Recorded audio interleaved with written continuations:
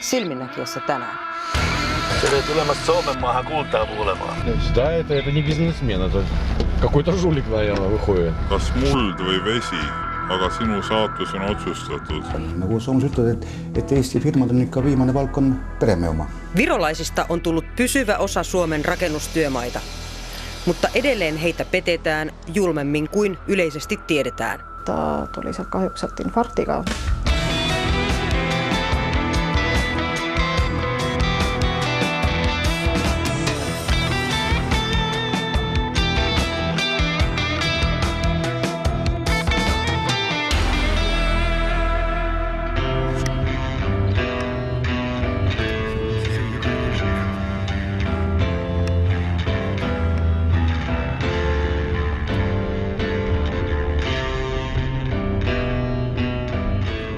No jah, ütleme, et Jõhvi Kohtla-Järve koos on suur tööstuskeskus ja siin on muidugi Jõhvis ka kaevandused olid ja siin on Kaitseliidu maja, endine kool, nyt kerämme siit ära. Koillisvirolainen rakennusmies on palannut kotikulmilleen reilun kuukauden mittaisen työreissun jälkeen. Limonen tehas läks pankrotti, läheme sinna seda. Kas ta läks pankrotti või ühesõnaga kinni ta pandi, ega siin rahval enam tööd ei ole. Matti Venela on yksi niistä 10 000 virolaisista, jotka hankkivat leipänsä Suomesta. Siin elab mu õde, kes on juba 25 aastat juba Suomes elanud. Matin ajoi Norjan kautta Suomeen Koillis-Viroa vaivaava suuri työttömyys. Jaa, ma käin kuskil 30-40 päeva. Ja siis tulen nädalas koju kusagil niimoodi.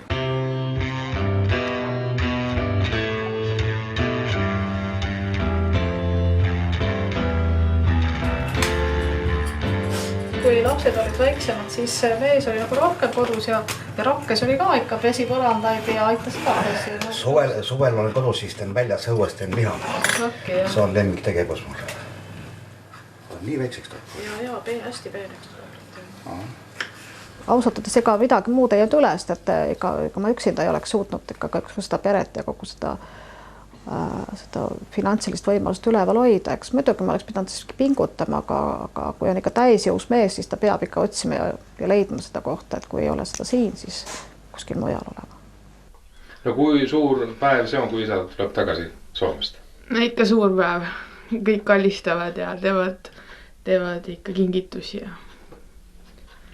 Me ootasime siis nii-öelda nagu valget laeva, et kui ta tuli, siis ta tõi seda nii-öelda, ta muidugi ega see seal Norras ei olnud ka kerge töö, sest et ta tuli sealt kahjuks sealt infarktiga tuli tulema.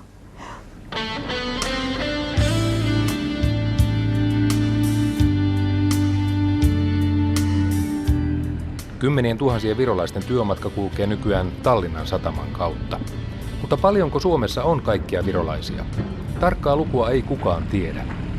Suomeen on muuttanut pysyvästi asumaan virallisten tietojen mukaan yli 30 000 virolaista. Viralliset ja epäviralliset työsuhteet mukaan lukien Suomen arvellaan tarjoavan työtä noin 100 000 virolaiselle. Suomeen alkoi virrata ulkomaisia rakennusmiehiä erityisesti muutama vuosi sitten, kun Virossa puhkesi niin sanottu rakennuskupla. Pankit olivat myöntäneet avokätisesti lainoja ilman vakuuksia. Taloja nousi joka niemeen ja myös notkoihin. Ja kun maahan iski äkkiä lama, putosi rakentajien määrä alle puoleen. Vaille työtä jääneistä valtaosa on nyt Suomessa. Ma poleks isegi mõelnud selle pealt siin midagi tööd leida. Sest siin ei leia seda. Või kui leiab, siis sa saad miinimumpalga. Ja miinimumpalgaga ma ei taha elada. Ma ei saa elada sellega. Lapsed kasvavad ja kõik on tarvis teha ja osta ja elada enam-päev normaalselt. Ma ütlen mitte rikkalt, aga normaalselt elada. Selle rahaga poleks ma saanud seda. Kindlasti kohe.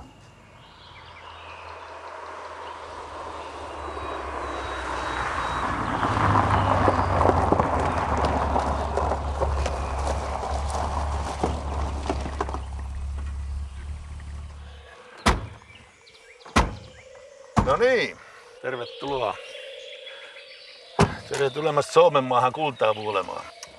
Virolainen rakennusmies Suomessa. Se on muodostunut jo käsitteeksi Virossa. Aiheesta on tehty kokonainen näytelmällinen TV-sarja. Viron Kanal 2 esitti viime syksynä Kalevipojat-nimisen sarjan, ja siitä muodostui varsinainen katsojamagneetti. Kun Virossa puhutaan nykyään Kalevipojista, puhutaan nimenomaan virolaisrakentajista Suomessa. Mis räägid? Siis 9 € on tunti. On hea? Jaa. Okei, ja siis sööminen arvestamme palkast maha. Ja siis se, kuidas mä räägin sen nyt teille, siis se työ on, no se on väikselt illegaalinen. Aga siis ei ole mikään probleemi. Ainult, että siis tuleb se ametijuhin meest või tuleb inspektor. Ja siis lähette ruttu tööstä ja räägitte normaalisesti. No, siis olemme siis Eesti turistit siia, aga olemme peremehe sõber ja ainult appi annamme väikselt siia. Ja. Sarjan ensimmäisessä osassa suomalainen työnantaja esittelee juuri maahan tulleiden Kalevipoikien asunnon. Se ei ole aivan sellainen kuin oli luvattu. 6 inimeselle on tehty se. Siinä on 6 voodi ja WC ja kööknurk on siinä ja se on eurostandardit se normaalinen. Oota, mis standard? Me ei mahu siihen ära jo. Aitojen Kalevipoikien arjessa huumori on joskus kaukana. Siitä puolesta on kokemuksia yhdellä jos toisellakin rakentajalla, Matti Venela mukaan lukien. Matti ja hänen toistakymmentä rakentajakollegansa tarttuivat vajaa vuosi sitten hyvään työtarjoukseen. Kyseessä oli Uudenmaan sairaalapesulan laajennus Keravalla. Sattusime kuulutuse peale. Siis saimme Tallinnas kokku, kogu meie meeskond, rääkisime ära, kõik oli nõus, osteti piletid ja Soome. Ja mis need lubasid? Palka maksta ilusti, lepingut teha kõik ilusti ja kõik nagu peab. Lepinguid me ei näinudki, palka ikka saime. Kuni viimase palgani, nagu Soomes ütled, et Eesti firmad on ikka viimane palk on pereme oma. Ja. Pesulan laajennus Keravalla valmistui jo kuukausia sitten, mutta tapaus Pesulan laajennus on Virossa edelleen monien eri instanssien käsittelyssä. Virolainen aliurakoitsija petti maamiehiltään 24 000 € palkkarahoja. Petetyt eivät kuitenkaan anna periksi.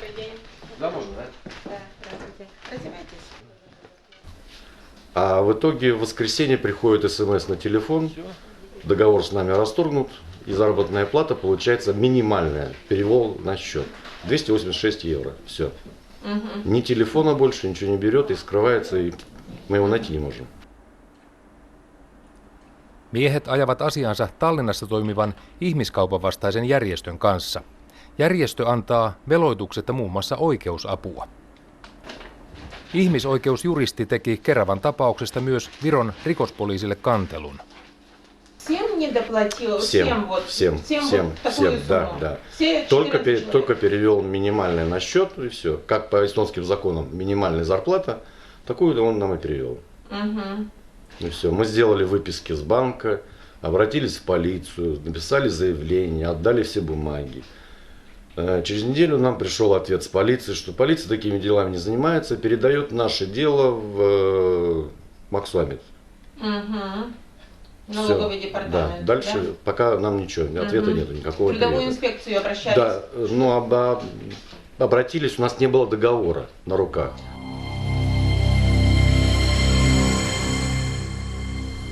Viime vuonna ulkomailla pulaan joutuneista virolaisista nousivat kansainväliseen julkisuuteen 7 matkapyöräilijää.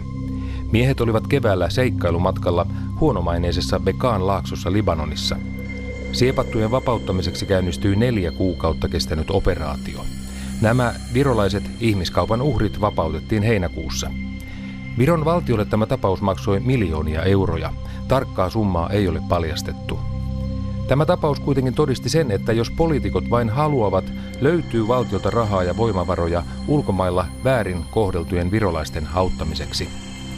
Työn perässä ulkomaille matkustaneen niin sanotun tavallisen virolaisen työperäinen hyväksikäyttö ei aiheuta toimia.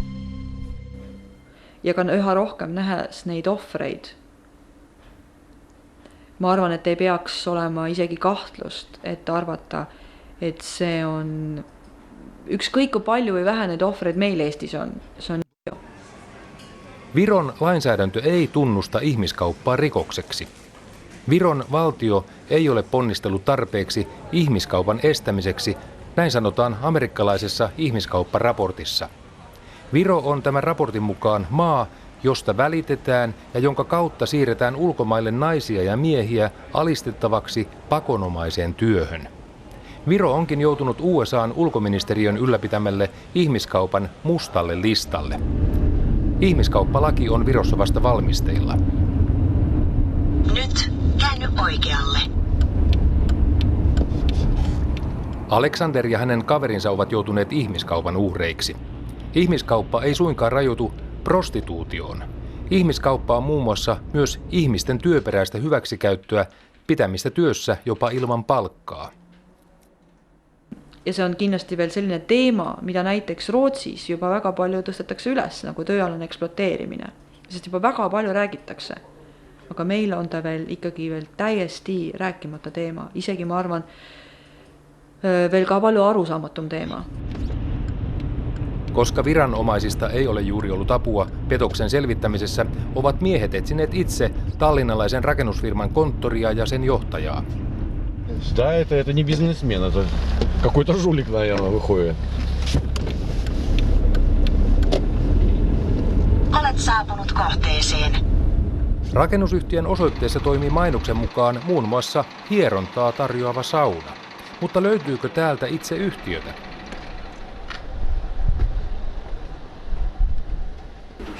Ei ole, meillä ammu juba, ta kunagi oli, aga nad ammu juba kolisid ära. Ma ei tea, kas likvideeriti või kolisid või... Toisen tiedon mukaan rakennusyhtiön toimisto sijaitsee toimistotalossa aivan Tallinnan sydämessä. Вот должна контора вот в этом здании быть. Здесь где-то. Да. Где? Я не помню даже. Или за этим Торнемея, или как-то... вот Торнемея, вот за этим, то есть 5. Pilvenpiirtäjässä ei kukaan ole kuullut kyseisestä rakennusyhtiöstä. Konttoria siis piilotellaan. Se on tavallaan ymmärrettävää, sillä firman johtoa etsii melkoinen joukko petettyjä rakennusmiehiä. Tämä samainen yhtiö tekee Alexanderin tietojen mukaan edelleen aliurakoita myös Suomessa. Virolaisten lisääntynyt tarve löytää työpaikka ulkomailta on synnyttänyt Viroon kasvavan elinkeinohaaran. Työnvälitysfirmat. Niitä on yksin Tallinnassa muutaman kilometrin säteellä pitkälle 200. Kymmenien välittäjien tiedetään syyllistyneen myös selvään petokseen. Silti nämä firmat saavat jatkaa toimintaansa. Inglismaa, Saksamaa ja Australia.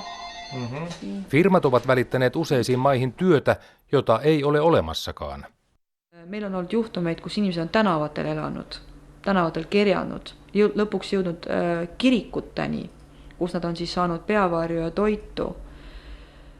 Nad ei olegi isegi julenud millegipärast pöörduda politsei poole. Väga tihti ka sellepärast, et nad ei oska keelt. Uhreja auttava järjestö pitää yllä myös palvelevaa puhelinta. Viron talouslaman myötä puhelujen määrä on kasvanut tuntuvasti. Minu hea sõbranna on hädas. Kus kohas? Ta sõitis Küprosele. Küprosel? Ta nägi internetis hea tööpakkumise. Ta võttis selle tööpakkujaga ühendust ja leppis kokku, et alustab tööd hotelli vastuvõtus.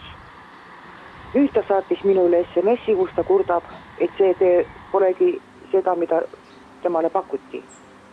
Tal on pakutud fiktiivset abielu mingi Aafrika riigi kodanikuga. Ta saaks selle eest raha. Aga praegu tal tööd ei ole, ta on mingis korteris. Ta elab 2 naistrahvaga ühes korteris. Talle antakse süüa, väljas saab ta käia ainult koos 2 teatud mehega. Pass on ära võetud ja raha tal ka ei ole. Sõbrannal on eluaseme laen kaelas. Ta kaotas siin Eestis töö ega leidnud uut tasemele. Et meil on võimalik teda sealt korterist, kui me nüüd aadressi saame teada, kui ta ise ka sellega nõus on, ikkagi ära toimetada varjupaika, sest Küprosel on olemas üks varjupaik, nad tulevad talle järgi. Me oleme väga tihti inimesi ise viinud, et nad julgeksid enda õiguste eest seista ja vähemasti anda avalduse politseisse. Vähemasti, sest mitte keegi kahjuks ei hakka mitte midagi uurima, kui politsei ei ole saanud avaldust. Alexander ja muut viime vuonna Keravalla petetyt rakennusmiehet työskentelevät tänään Suomessa ja Ruotsissa. Heidän nykyiset työnantajansa maksavat miehille sovittua palkkaa. Уехать куда-нибудь, даже если в Финляндии не будет работать, в Германию поехать там, или еще куда-нибудь. Но в Эстонии просто нечего делать сейчас, на данный момент. Keravan tapauksessa rahojaan eivät menettäneet vain rakennusmiehet. Väitetään myös, että suomalainen pääurakoitsija menetti petoksessa kymmeniä tuhansia euroja. Ну, около 80 тысяч сказали, евро, где-то. Он нам зарплату только 24 тысячи должен, евро. Vaasalainen rakennusliike ei suostu kuitenkaan kommentoimaan Keravan tapausta. Kameramme tie pysähtyy Leppävaarassa yhtiön konttorin ovelle. Yhtiöstä kuitenkin myönnetään, että Baltti-ehitysfirma jäi sille paljon velkaa. Rakennuskulttiyhtiö ei kuitenkaan nosta tapauksesta oikeusjuttua. Ovatko virolaisia palkkaavat suomalaiset työnantajat sitten puhtaita pulmusia? Suomesta on tiedossa lukemattomia tapauksia, joissa virolaisia on käytetty työperäisesti hyväksi. Uhrit ovat miehiä ja naisia. Tallinnassa toimiva järjestö valmistelee tapauksista parhaillaan kantelua Suomen poliisille. Tere, Hotline kuuleb. Ma helistan teile Soomest. Aga rääkige, mis probleem teil on? Et olen Eestist pärit, aga praegu Soomes tööl ja ühe väga toreda ja hea mehe juures rekkajuhina teen tööd. No ta ei ole mulle juba 4 kuud palka maksnud, ütleb, et praegu halb aeg, raha ei ole. Aga noh, söön temaga või tema perega ühes lauas ja elada nagu saab.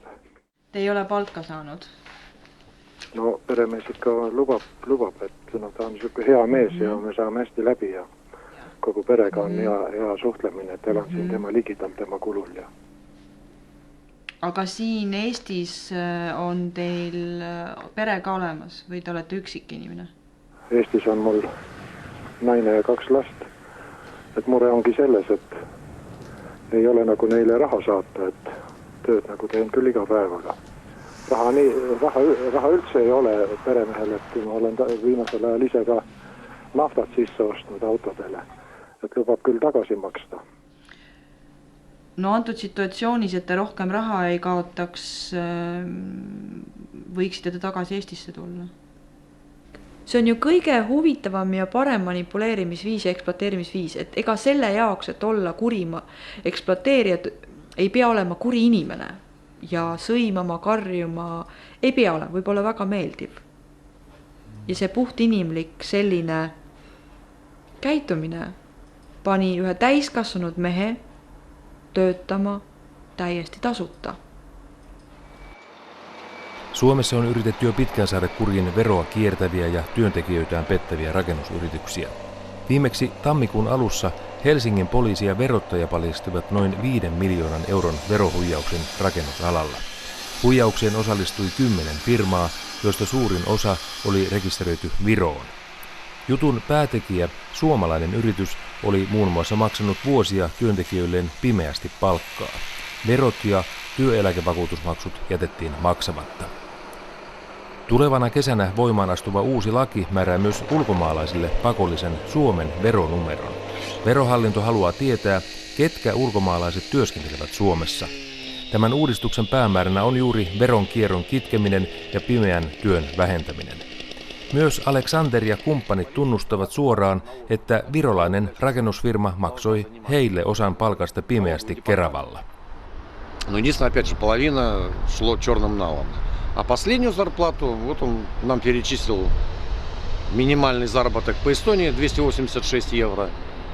Сказал до свидания, и все, выключал телефон, и больше мы его не видели.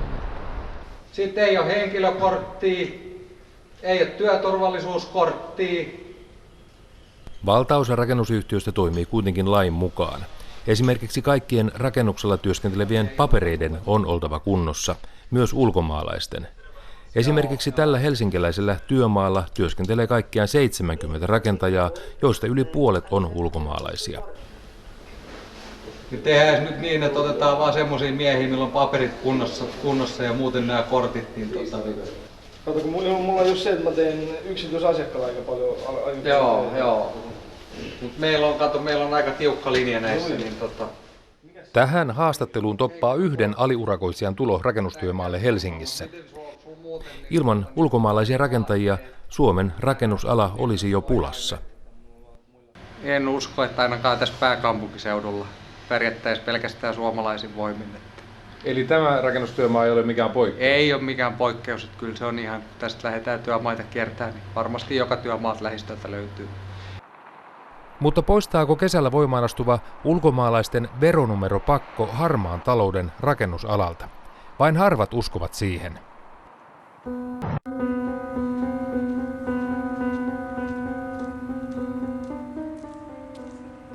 Virossa on myös rakennusmiehiä, jotka ovat käyneet Suomessa töissä suorastaan henkensä kaupalla. Tapasin heistä yhden taannoin Tartossa, Viron kansalliseepoksen päähenkilön Kalevipojan patsaalla.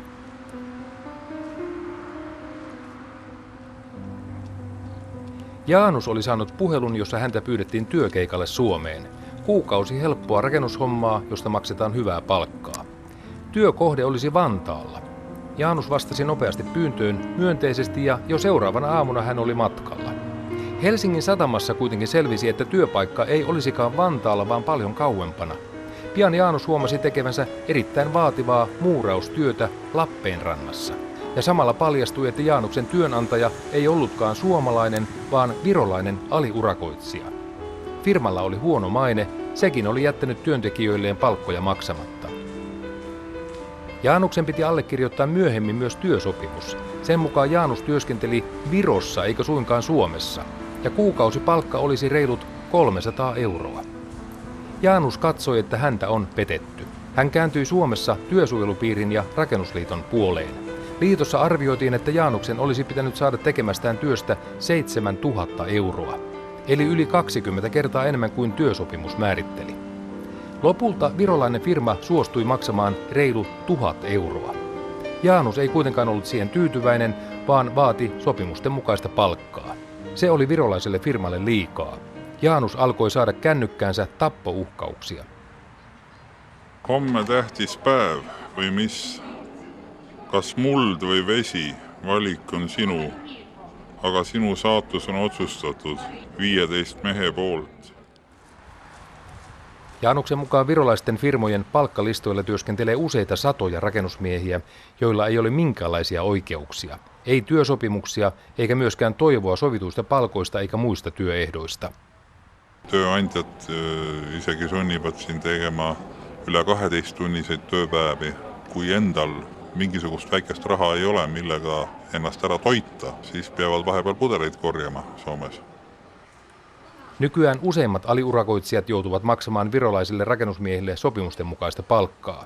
Jaanus tietää kuitenkin tapauksia, joissa työntekijälle jää kuitenkin lopulta virallisesta palkasta vain osa. On täitsa tavaline, mida teatakse ka Soomes väga hästi.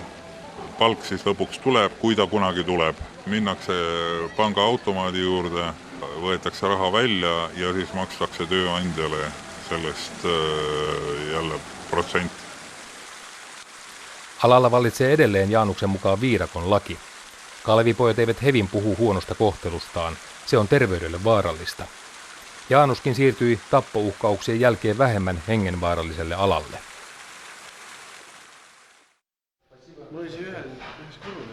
Matti Venelä on palannut kotoaan Lahden takaa taas Suomeen. Hänellä on kerrottavanaan kavereilleen suuri uutinen. Matti on perustanut Suomeen oman rakennusfirman. No, esiteks sellepärast, et Soomes on kergem tööd leida, kui on oma üritus. Soome firmad ei taha, et nad kellegi alla võtta ennast, mitmed on nii rääkinud. Et tööle vormistada, midagi teha, on oma põhjus ka, et palju tuleb Soome Eestist inimesi, kes ütleme, et teevad halvasti asju. Ja neil on mõtet oma kirja võtta neid pärast nega probleeme tekkida, et parem võtta alltöövõtjaks. Ise vastutavad, ise teavad. Tere, hotline kuuleb. Ma helistan teile Soomest. Aga rääkige, mis probleem teil on? Suomesta palvelevaan puhelimeen soittaneesta virolaisesta rekkamiehestä ei tiedetä mitään. Onko hän Suomessa vaiko perheensä luona Virossa? Miestä ei ole tavoitettu ensimmäisen puhelinsoiton jälkeen. Вот должна контора вот в этом здании быть. Да. Где? Aleksander ja petetysrakentajat odottavat edelleen tietoja Viron viranomaisilta. Toiveet 24 000 euron palkkarahojen saamisesta eivät ole kovin valoisat. Эстонский закон пока нас ничем не защищает. Просто ничем. А в Эстонии, я не знаю, ничего, всем по барабану. Ну, надо там законы пересматривать. Тогда, может быть, и люди остались бы работать. Не побежали бы с Эстонии. Потому что некому работать даже в Эстонии. Talle on pakuttu fiktiivset abielu. Kyprokselle hotellityöhön lähtenyt, mutta työn sijasta peite-avioliittotarjouksen saanut nainen on takaisin Etelä-Virossa. Hän menetti petoksella rahansa, mutta yrittää nyt selvitä asuntolainastaan tilapäistöillä.